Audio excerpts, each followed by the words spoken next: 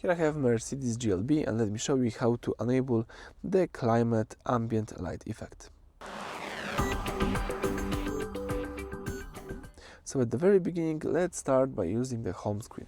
Let's swipe to the left a few times until you see the settings. Choose here the settings, so the car icon, and here let's tap the third tab, which is lights.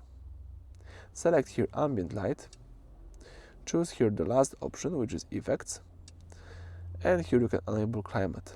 Let's enable it.